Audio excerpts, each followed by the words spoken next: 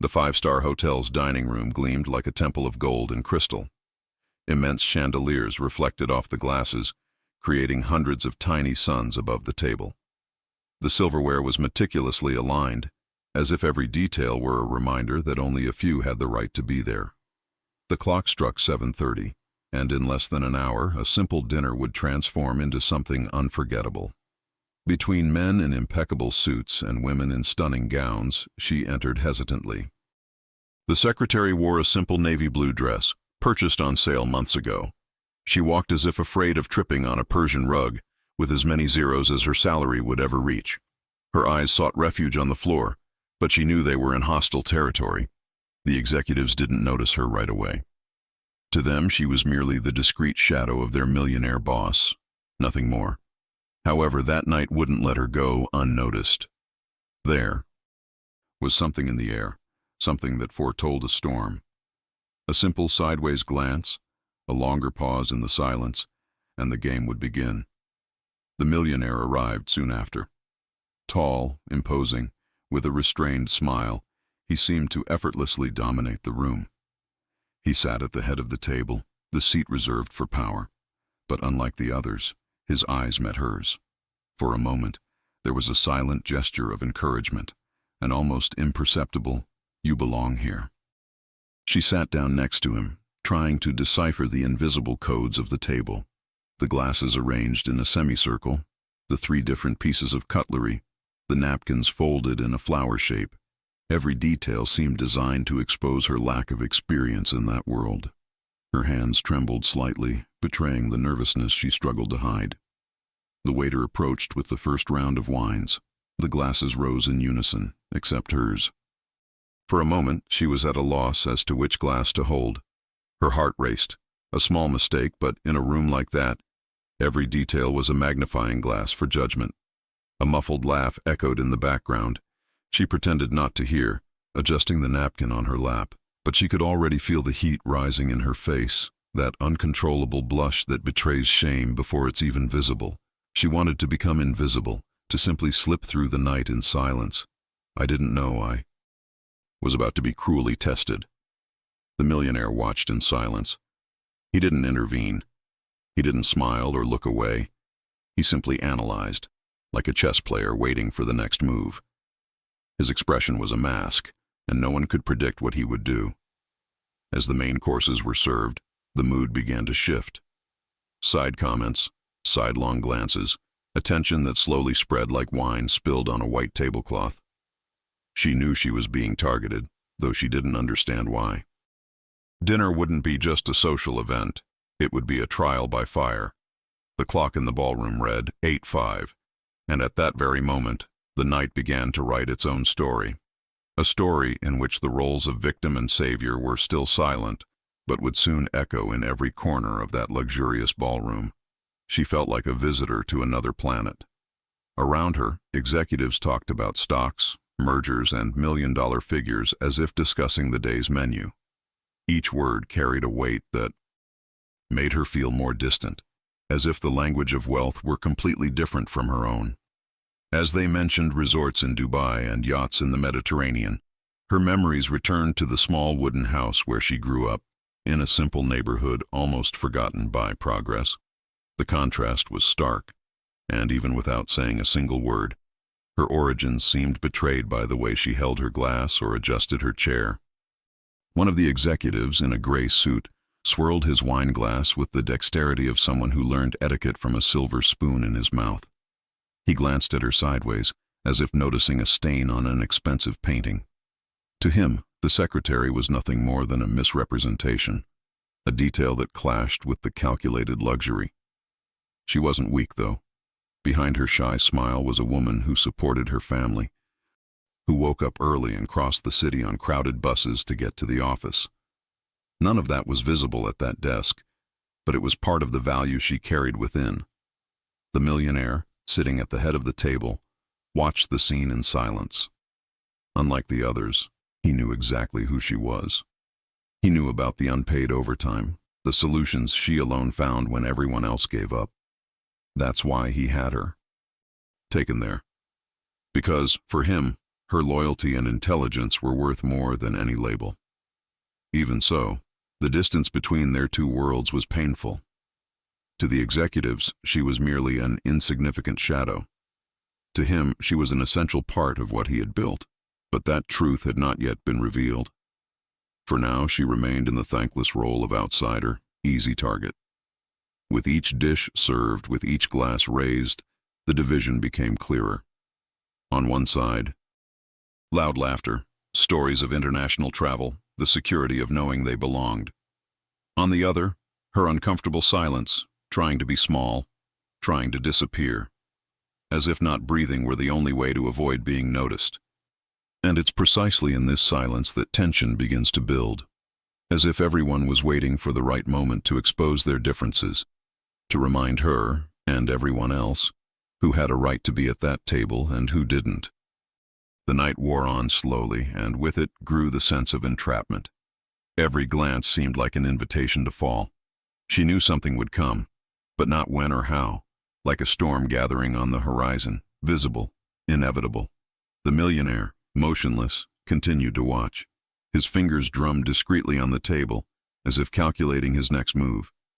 He knew the power play unfolding there. But what no one knew was that, in this match, he wouldn't be just a spectator. Dinner continued, but the table was already turning into a stage. The conversations, once superficial, now became sharper, more selective. Every laugh seemed to have a purpose. Every comment concealed an intention. And the secretary, even if silent, was already the center of attention. A gray-haired executive known for his biting wit made the first move. Feigning casualness, he complimented her on her delivery, but his words carried venom. "Your accent is so authentic. It must be hard to break certain habits, right?" The table laughed in unison. She smiled awkwardly. That small phrase, laden with irony, was like a shard of glass piercing her skin. Almost invisible, but painful. The collective laughter amplified the discomfort, transforming something intimate into a spectacle. She took a deep breath, trying to mask the pain, but her eyes, though discreet, betrayed the wound. And if you've ever felt the weight of being judged for your background, you know how hard it is. So take this opportunity to subscribe to the channel and leave a like. This way, you'll help us continue telling stories that give voice to those who are so often silenced.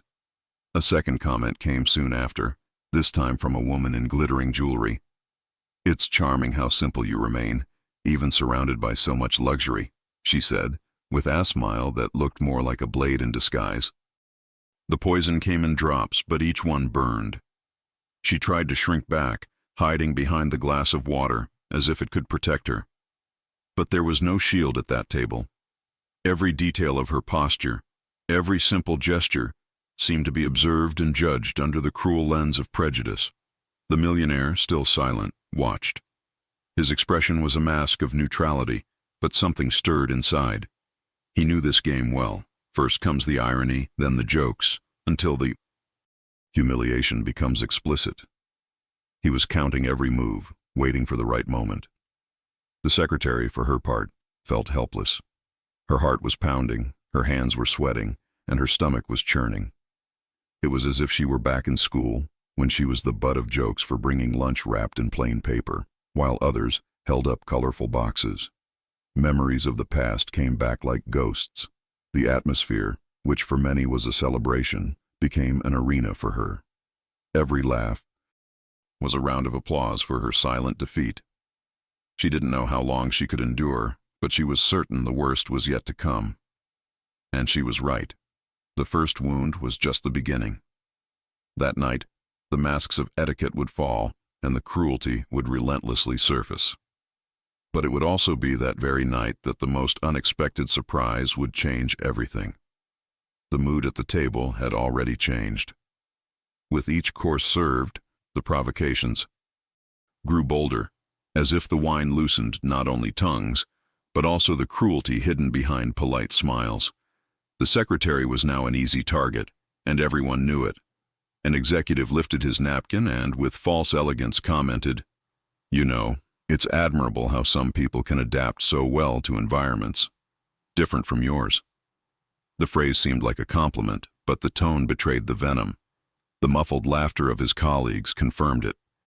She took a deep breath, trying to control her expression. Each word weighed like a stone, and the effort to maintain a polite smile was almost unbearable. Her fingers, hidden under the table, intertwined nervously, as if searching for invisible strength to endure this cruel game. The millionaire, motionless, remained like a sphinx. His fixed eyes observed every detail: the tone of her voice, the rhythm of her laughter, the shrug of her shoulders. He seemed like a silent judge in a court of vanities. But he still said nothing. With every passing minute, the table transformed into an arena of power. It was no longer about business deals or contracts. It was about who could laugh the loudest, who could most subtly expose the difference between them and her. The surrounding luxury was merely scenery. The real spectacle was the humiliation. Silently, she began to wonder if she had been wrong to accept the invitation. She felt like an intruder, someone who had invaded forbidden territory. Deep down, she wished she could just get up and leave, but she knew that would be seen as weakness. So she forced herself to stay, even if every second was a burden. A comment about etiquette arose, this time with a teaching tone.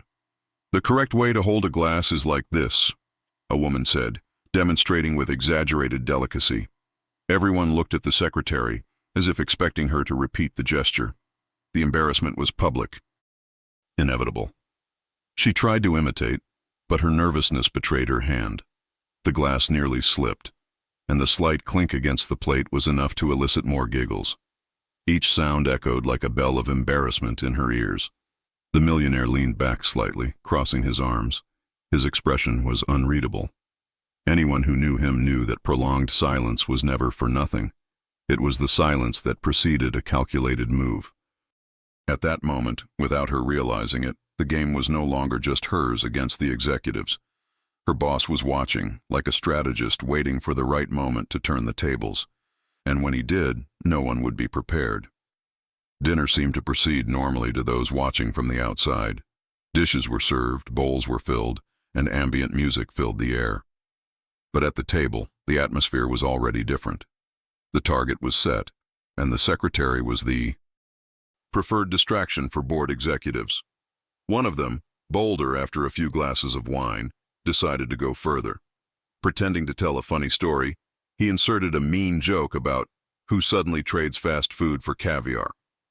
Everyone got the message. The secretary. The laughter was immediate, like cruel applause. She felt the ground disappear beneath her feet. Her face burned, and her throat felt too dry to swallow even water. He tried to smile, but it died on his lips. She was alone, surrounded by eyes that pierced her like invisible arrows. The sound of laughter spread throughout the room. It was too loud, exaggerated, almost rehearsed. And the louder it was, the deeper it sank into her soul. Each laugh was like a reminder that, to them, she would never be a part of that world. She wondered if she should react, if she should get up and leave. But the fear of embarrassing her boss further paralyzed her, so she remained motionless, pretending not to. Here, while inside, she was silently torn apart. A waiter approached to clear plates, and even he noticed the tension. His eyes met hers for a moment, offering a brief, silent comfort. But then he quickly looked away, as if he knew he couldn't get involved in this unequal game. The millionaire, still silent, slowly raised the glass to his lips. His gaze, however, never left hers. He watched every reaction, every attempt to resist without breaking. It wasn't just a boss watching. It was a man calculating the exact moment to intervene. The executives, confident in his silence, laughed louder. One of them even slammed his fist on the table, unable to contain his laughter. The sound echoed so loudly that it made some eyes at other tables turn. Now the humiliation was public, not just confined to that circle. She lowered her eyes, wanting to disappear. But her heart told her otherwise. There was a limit, and it was being crossed. Her whole body screamed for escape, but her dignity held her there, building an invisible wall against the contempt. The millionaire then dropped the cup. A simple gesture, but one that drew the silence closer. He hadn't said anything yet, but his presence was beginning to weigh heavily. The game was about to change, and no one, absolutely no one, suspected what was coming. The laughter was still echoing when the millionaire set the glass down on the table. The delicate sound of the glass against the marble seemed louder than all the laughter combined. For a moment the room hung in mid-air, as if time had held its breath. Everyone looked at him, waiting for some comment. But none came. Just silence. A heavy silence, a stark contrast to the previous uproar. His expressionless face became an enigma impossible to decipher. To the executives, that silence sounded like approval. After all, if he said nothing, it was because he consented. And that gave them even more confidence to continue the cruel game. The jokes were just beginning. For the secretary, however, the silence had a different weight. She felt completely alone. The man she respected, who often seemed fair and humane, was now silent in the face of her pain. This hurt almost as much as the laughter. She looked away from her plate, but the fork in her hand trembled slightly. She tried to hide it, but she knew the millionaire had seen it. He always saw everything. And yet, he did nothing. Her heart sank. The executives returned to their conversation, convinced they were free to continue. The power play was on, and each comment was bolder than the last. With each laugh, the room seemed to shrink around her. The millionaire leaned back in his chair. He crossed his arms, his eyes fixed on an invisible point, as if silently reflecting. It was impossible to tell if he was irritated, indifferent, or simply calculating. But his stillness was unsettling. She didn't know that his silence wasn't indifference, but strategy. He watched like a stalking predator, letting his enemies advance, overconfident before striking. But to her, in that moment, everything felt like abandonment. The clock in the hall read 8:25. Each minute felt like an eternity. His silence became a character in itself, threatening to some, cruel to others, enigmatic to all. And it was in this silence that the humiliation reached a new level. Because when power doesn't speak, abuse finds space to scream. The next blow would be even more painful. But it would also be the one that would ignite the spark that would change everything. The laughter that echoed at that moment cut through the table like a blade. It wasn't just the sound of others laughing at her. It was what stirred within her. Suddenly, the luxurious table disappeared, and she was transported back in time to a place that bore invisible scars. It was like being back at school when kids mocked the simple snack she brought from home. While classmates displayed expensive, colorful sandwiches, she unwrapped bread and butter. The shame was the same, feeling inferior, as if her origins were a mistake. The executives' voices mingled with her memories. One of them spoke of dinners in Paris, and she remembered sharing a plate of rice with her brothers. Another boasted about a trip to Switzerland, and her mind drifted back to afternoons helping her mother wash clothes in the backyard sink. Her heart pounded, as if each memory were a punch. With each detail recalled, the pain grew. It wasn't just about that dinner. It was about a lifetime of looks that had made her feel less than. And now, all of that was being exposed in front of wealthy strangers. She took a deep breath, trying to compose herself. But her teary eyes almost betrayed her. She couldn't cry there. Not in front of them. Not in front of him. She clutched the napkin in her lap, as if that piece of fabric could hold her dignity together. The millionaire noticed. His attentive eyes noted the tremor, the blush, the lost look. But he remained silent. He knew that before acting, he needed to let the truth fully unfold, and every second brought him closer to the decision that would change everything. Meanwhile, the table was having fun. The jokes became sharper, more direct.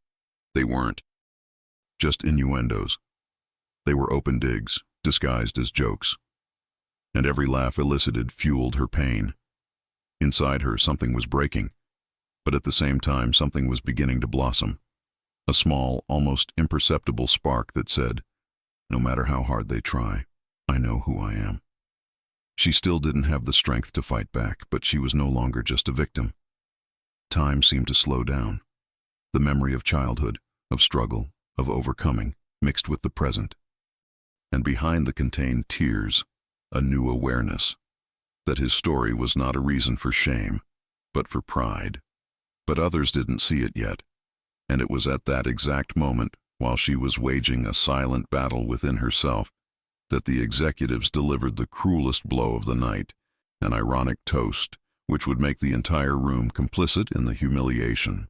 The glasses were raised again, the crystal glinting in the golden light of the chandeliers. But this time, it wasn't just a complimentary toast. One of the executives, already intoxicated by the wine and his own arrogance, decided to turn the gesture into a spectacle. "A special toast," he announced loudly, drawing the attention not only of the table, but also of others nearby. "To the incredible rise of our beloved secretary, from modest offices to this luxurious dinner. Who would have thought such simple dreams could reach so far?" The words dripped like poisoned honey. The tone seemed complimentary, but every syllable carried irony. The room erupted in laughter and clinking glasses, as if the humiliation had been officially announced in front of everyone. She froze, speechless. The crystal in her hand trembled. She raised her glass, trying to keep up, but the gesture was fragile, unsure. It was as if her own dignity were being toasted, not in honor, but in mockery. The wine seemed too bitter to swallow. The millionaire watched in silence. His jaw twitched slightly, the first sign that something was shifting inside him. Until that moment, his posture had been calculating. But the toast crossed an invisible line. She lowered her eyes, hoping no one would see the tears threatening to fall. But the entire room seemed to be focused on her. Their eyes pierced her like blades. There was no escape. Neither the chair, nor the tablecloth, nor the glass could hide her. The executives laughed loudly, delighted. To them, it was just fun, a game of vanity. But they didn't realize that by turning the toast into a public humiliation, they had exposed more about themselves than their secretary. The cruelty was recorded for all to see. The waiter hesitated as he approached. His eyes met hers, offering a complicit silence as if to say, "I saw it. You're not crazy. This is real." But he quickly walked away, unable to interfere in this theater of power. The millionaire then moved. He slowly placed his glass on the table, but didn't raise his own. The gesture disrupted the harmony of the toast and made the laughter fade. Without saying a word, he had already begun his speech, and in that instant, something changed. The room didn't know it. But from that silent gesture, the balance of power began to shift. The toast of humiliation would also be the beginning of the downfall of those who believed they were in control. The room was still vibrating with laughter from the toast when the millionaire, in an almost imperceptible gesture, leaned forward. The chair creaked slightly, but the sound seemed to echo louder than any laughter. Silence began to creep in, like a wave drowning out the noise. He rested his elbows on the table and interlaced his fingers, staring intently at the executive who had led the toast. He didn't say a word. He just stared, and that look was enough to make the man's confidence begin to waver. The secretary, still holding the trembling glass, felt her heart race. I didn't know if this meant another form of pressure or the beginning of something else, but there was something in the air, something that for the first time seemed to be on her side. The other executives noticed the change. The laughter slowly began to die down, choked off by half-hearted guffaws. The weight of his presence was undeniable. The room, once noisy, now awaited his next move. He took a deep breath, setting down his glass without drinking, and then, in a firm voice, he said just 3 words. "This isn't enough." 3 syllables that shattered the ice like a hammer on glass. The silence that followed was absolute. The secretary looked up in surprise. She couldn't believe what she'd heard. The millionaire boss, who had remained so silent until then, had finally spoken, and his voice sounded like thunder. The executive tried to laugh, hiding his discomfort. Well, it was just a joke. But the millionaire's gaze wouldn't waver. It was hard, direct, unwavering. There was no more room for disguised excuses. The atmosphere had changed completely. Now, it was no longer them against the secretary. It was her and him against everyone. It wasn't yet stated, but it was implicit in the silence the millionaire had turned into a weapon. She, who had felt invisible until then, realized something was happening. For the first time that night, she wasn't alone. Her heart still felt heavy, but now it beat with a thread of hope. The ice had broken, and from that moment on, nothing would be the same. The next step would no longer be silence. It would be confrontation. The silence after those 3 words still echoed in the room. The millionaire maintained his fixed, impenetrable gaze and slowly rose from his chair. The simple act made everyone straighten their posture. He wasn't just a guest.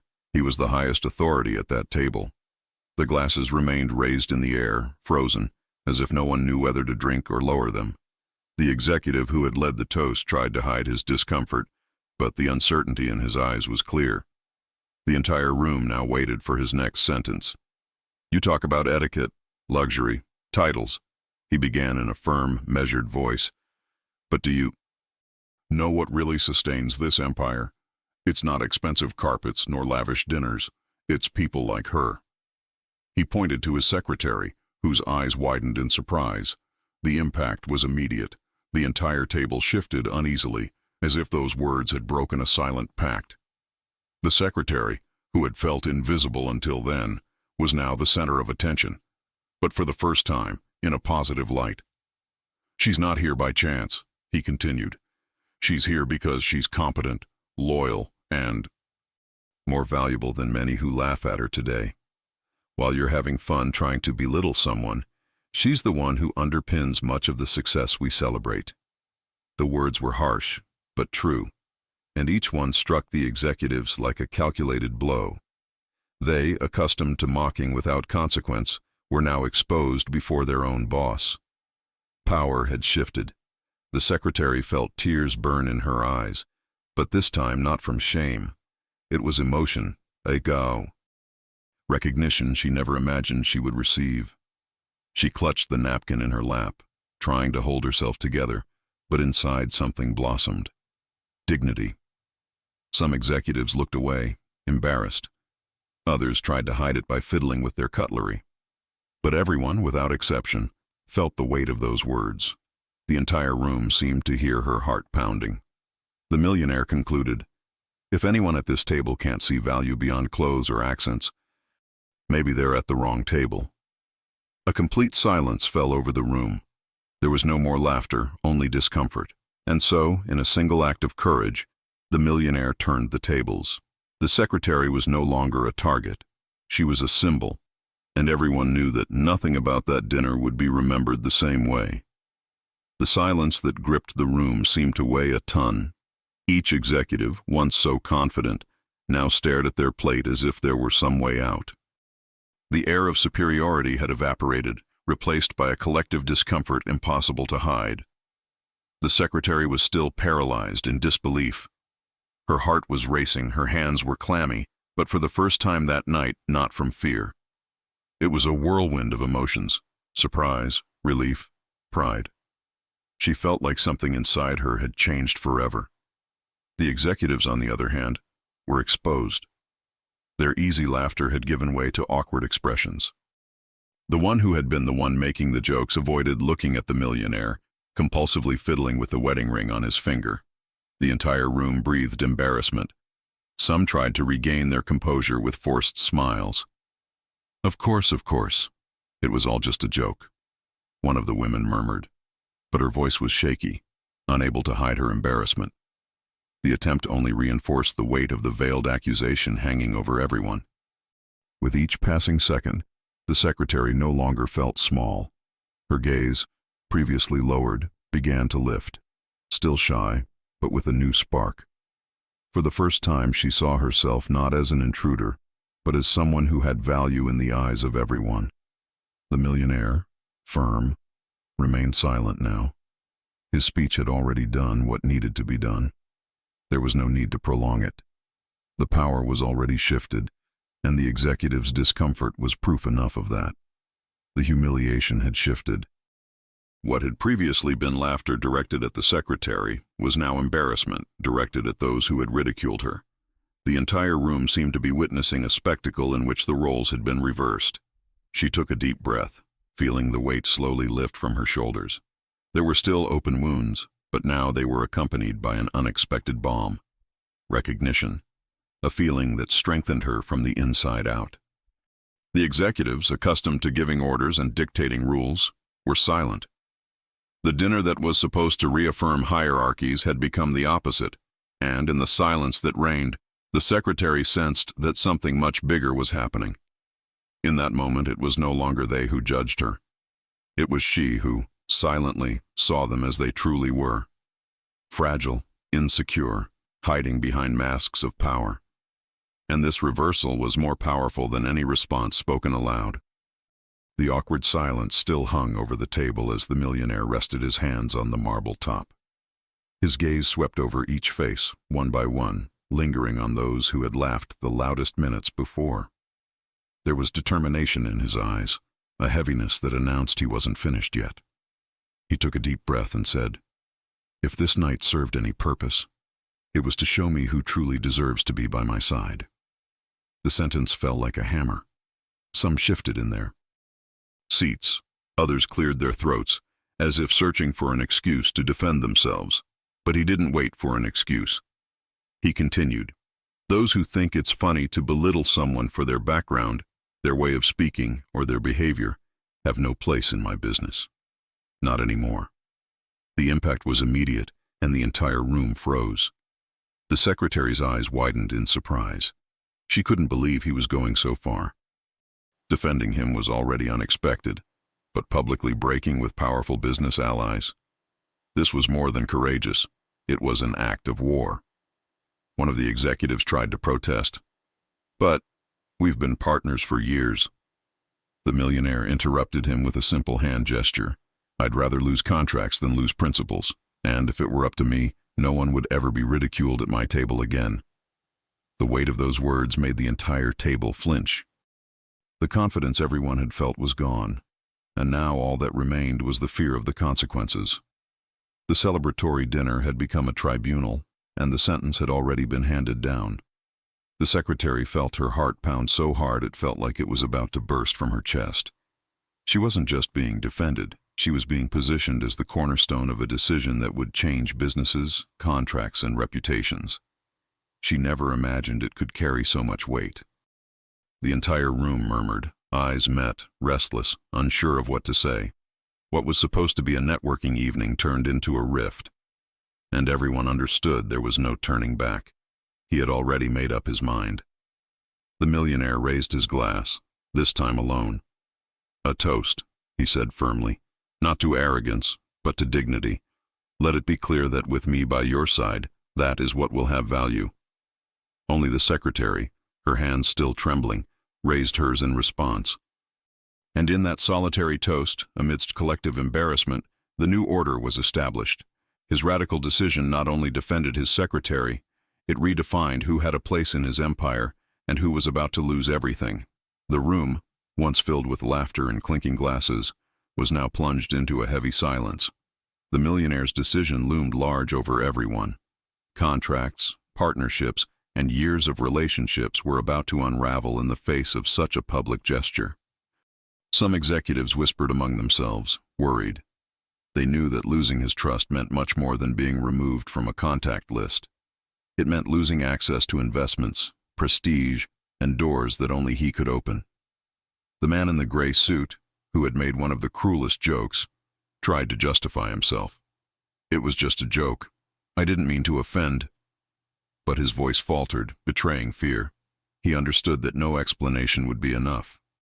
The millionaire, standing, didn't back down. "Jokes reveal character," he said firmly. "And character is the foundation of any business. Anyone who doesn't respect others has no place by my side." The sentence cut through the air like a blade. The secretary watched in shock. It was as if she were living an impossible dream. Her boss had not only defended her, but was now willing to sacrifice important alliances for her. Her heart sank, a mixture of gratitude and disbelief. Across the table, one of the older partners lowered his eyes. He knew he was among those who had laughed. The weight of the loss was beginning to sink in, and he realized that, for the first time, money wouldn't be enough to clean up his image. The tension was so thick it could be cut with a knife. The dinner, planned as a celebration of power, had turned into a judgment ground, and everyone knew the verdict was already written. The millionaire sat back down, but his posture remained erect, unwavering. It was the gesture of someone who had made a decision, with no turning back. For him, the choice was made. Business might bleed, but his conscience would remain clear. The secretary felt a shiver run through her body. For the first time in a long time, he saw himself not as a victim, but as someone who had inspired courage. The executive's silence was, in a way, proof of his invisible victory. But every choice has its price, and, even if the millionaire didn't show it, he knew the consequences would come quickly. Broken contracts, press inquiries, rivals taking advantage of the loophole. The weight of the choice had only just begun. The night that had begun as a nightmare now seemed to transform before the secretary's eyes. The weight of the humiliation still stung, but inside her, something new was emerging. It wasn't just relief at the unexpected support. It was a flame that was beginning to grow. For the first time in a long time, she allowed herself to lift her chin. Her eyes met the executive's, no longer filled with fear, but with firmness. There was still insecurity, yes, but now mixed with the certainty that I was no less than anyone else in that room. Every cruel laugh that had echoed before now seemed distant. Instead of open wounds, they became reminders of a battle she had survived. And surviving that night was a victory in itself. The millionaire watched in silence, but he noticed the change. He saw in her eyes the same strength he had so often recognized in the office, when he faced problems that others had given up on solving. That strength was now visible to everyone. The executives looked away. It was uncomfortable to face someone who, moments before, had seemed fragile and now displayed unexpected courage. The role reversal was complete. It wasn't she who was embarrassed, it was them. She took a deep breath, feeling the air enter her differently. It was no longer the heavy oxygen of humiliation, but a fresh breath of dignity. Each passing second reinforced the certainty that she didn't need to cower before anyone. The painful memories of the past, which had crushed her minutes before, now became fuel. She thought of her mother, her brothers, and everything she had faced to get here, and she understood. It wasn't shame. It was history. It was strength. The room remained silent, but that silence no longer imprisoned her. On the contrary, it freed her. Every look that had previously diminished her now confirmed that she had resisted, and in resisting, she had won. The millionaire gave a faint, almost imperceptible smile. It wasn't just satisfaction at her courage. It was pride. He knew that from that moment on, she would never be the same. That night, the secretary was no longer invisible. Before everyone, and especially before herself, she discovered what she had always carried: value. And this inner shift would be the beginning of a transformation with no turning back. Dinner was finally drawing to a close, but nothing there resembled the beginning of the evening. The atmosphere had changed, and with it, the tableside relationships. The secretary no longer hid in silence. Her mere presence radiated respect. The millionaire stood beside her, not as a distant boss, but as someone who had established a new order. Their eyes met in silent complicity, as if they shared a secret no one else could understand. The once dominant executives were now cornered. Their speeches were clipped, their laughter forced, their gestures uncertain. They had lost the confidence they once wielded as a weapon, and it was evident in every detail. She realized everything, but she didn't let herself be driven by revenge. There was no desire to retaliate. The simple fact of being there, upright, seen, and respected, was more powerful than any acidic response she could give. At one point, the millionaire leaned over and said softly, "You've endured more than most would. I'm proud." Simple words, but they etched themselves deeply into his soul, stronger than any applause. As the plates were cleared, some executives tried to make small talk to lighten the mood. But it was too late. Dinner had revealed more about them than years of business dealings ever could. The secretary was now more than just an employee. To the millionaire, she had become someone he trusted, someone who had proven her worth not only in the office, but in that night's invisible battle. She herself felt this change. She was no longer the shy shadow that had entered the room. She had discovered, in front of everyone, a strength she had always carried, but which finally had room to show itself.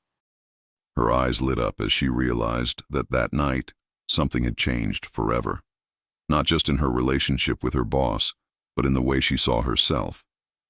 And so, amidst the uncomfortable silence of the others, a new dynamic was born. A bond of respect and trust that no one in that room would be able to undo. Dinner was over, but what happened that night would echo for a long time. The ballroom, which had once seemed a scene of humiliation, had become the setting for an unexpected turn of events. A night when dignity triumphed over luxury, and courage triumphed over cruelty. The secretary walked out of the hotel with firm steps. She no longer needed to hide, no longer needed to cower under the scornful gaze. She had discovered that true value isn't measured in crystal glasses or French labels. The millionaire followed her, silently. But that silence was no longer distant or calculated. It was complicit. A silence that said more than any speech. You are not alone. The executives, in turn, left with their heads down, some silent, others trying to hide it. But everyone knew they'd lost more than just contracts. They had lost respect, and worse, they had exposed their own arrogance in front of everyone. Outside, the city remained alive, illuminated. To the secretary, it was as if the lights shone differently that night, as if heralding a new beginning. She was no longer invisible. She was seen. She was recognized. In her mind, every humiliation now turned into fuel. Every cruel laugh was just proof that she had resisted, and resisting was her greatest victory. There, beside those who believed in her, she understood that nothing could erase this. The millionaire knew he would face consequences in the business world, but he also knew he had gained something more valuable, the certainty that to lead is to protect, and that true power lies in giving a voice to those who are unheard. Deep down, that dinner had been more than a vindication. It had been a turning point. For her, for him, for everyone who witnessed it. The night that began with humiliation ended with dignity, triumphing over arrogance. And now I ask you, have you ever experienced a moment when someone believed in you when no one else did? If so, share in the comments. Your story might inspire others. Don't forget to like this video, subscribe to the channel, and activate the bell. Stories like this deserve to be shared, because we never know who needs to hear that their worth doesn't depend on luxury, but on courage and dignity.